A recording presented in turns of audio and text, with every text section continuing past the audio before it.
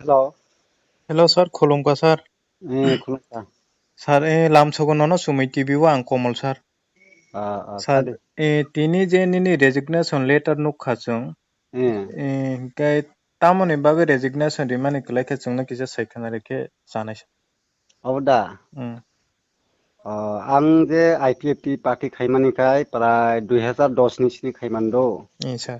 ओमफ्राय दिनै सागजरा दिनै 17 तारिख 2021 नि आगस्ट मासनि हा ओमफ्राय दीर्घदिन बालकखा ओमफ्राय आंनि न'आव किसा प्रब्लेम था चालंनि न'आवबो थांनाय थैनाय गोरोंनि बागै आं याकारि मारखाता पार्टिनो समाय दैमालिया Sir, hingke te kaisa ko hingke chung to tabok kubangma no IPFT te BJP ni yakarei nokhormani nugo sir. Hingke je yakarei nokhormani pore san norok je kubuini mothawa haikebe kubuini party o join khainani hini rok do wan sogoi tong sir.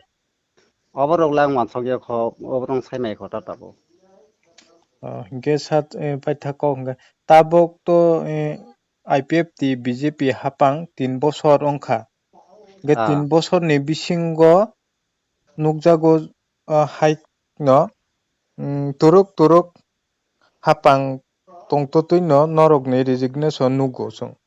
Hingke norok ni bwkhao tabo lukurok no ki norok Tipraland remand naida na remand liya nai.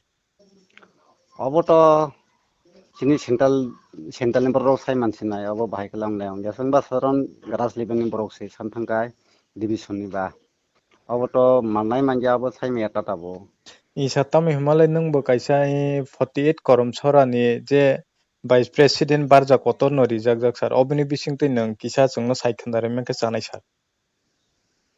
टिप्रालेण्डनि क्षेत्रे तो आंबो ताहनै सासनैबा ताबक जे महाराज ग्रेटार टिप्रालेण्ड बा टिप्रालेण्ड अबोथ' दिमानो एकैनो कालायो हाइफानो ग्रेटार टिप्रालेण्ड हंखाय ताइगिसा तोरता अबो तैसा दिमान कोटर अबो खाय additional बायरे सलाइता Hingke sar nung मानखायथ' ताओ अबो hingke sar nung resignation rimani pore nung kubini motha haike kubini party join khaina hinrok wan sugoi da tong sak tak sakjora.